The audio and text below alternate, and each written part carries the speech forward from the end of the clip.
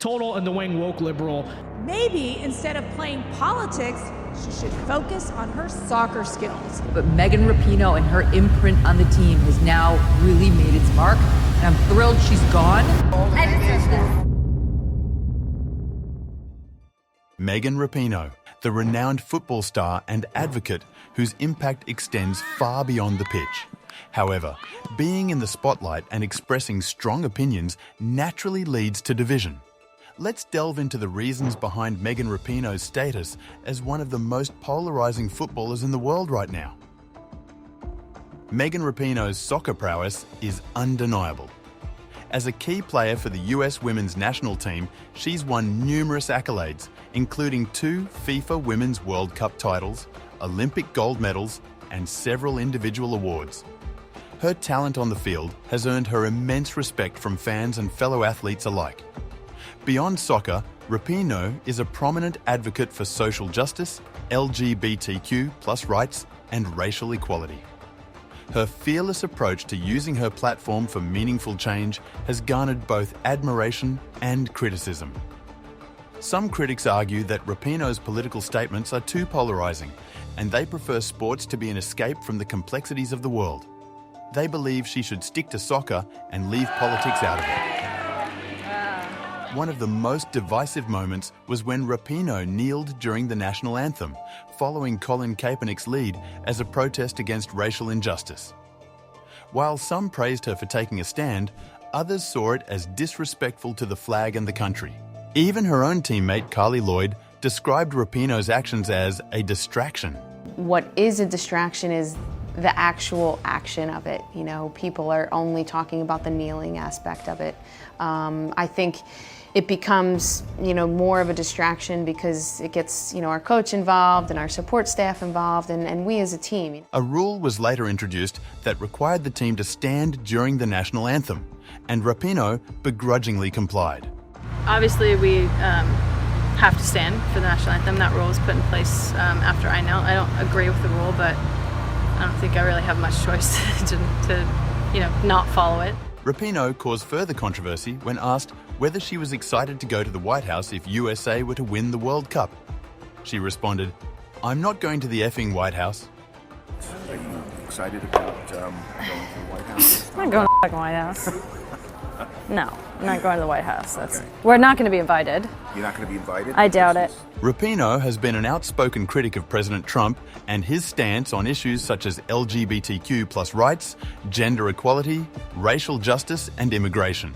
I stand by the comments that I made about not wanting to go to the White House. But I think obviously entering with a lot of passion, considering how much time and effort and pride we take in the platform that we have and using it for good and for leaving the game in a better place and hopefully the world in a better place. I don't think that I would want to go, and I would encourage my teammates to think hard about lending that platform or having that co-opted by an administration that doesn't feel the same way and doesn't fight for the same things that we fight for. In addition, Megan Rapinoe's advocacy for equal pay in the context of the gender wage gap has stirred both support and opposition. While many applaud her efforts as crucial for promoting gender equality in sports, her outspoken stance has also irritated some who view it as overly politicizing the field of play. You see, despite all the wins, I'm still paid less than men who do the same job that I do.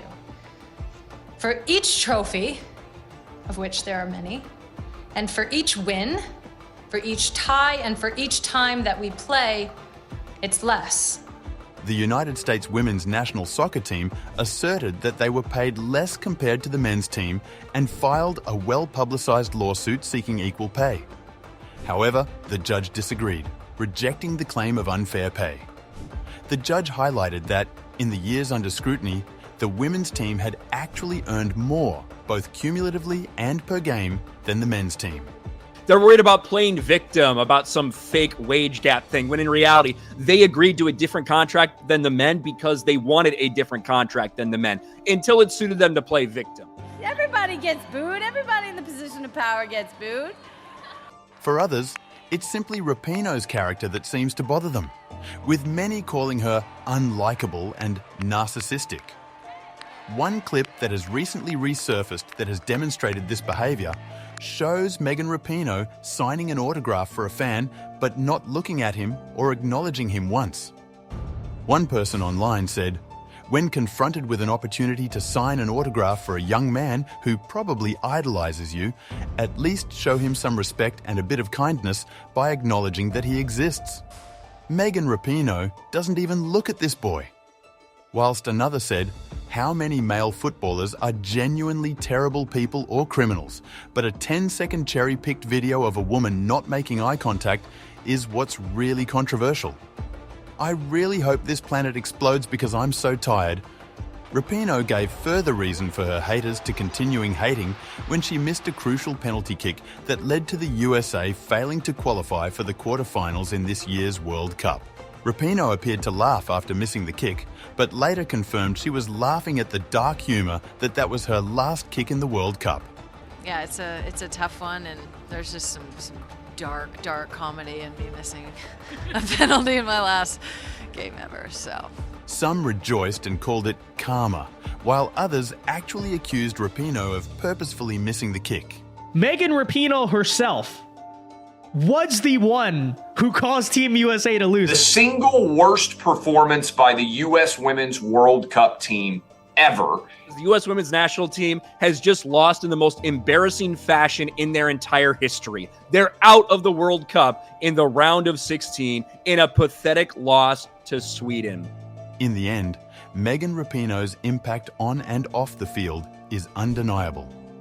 While she may divide opinions, there's no denying her passion, talent, and dedication to making a difference in the world. Let's remember that it's essential to engage in open and respectful dialogue, embracing diverse perspectives.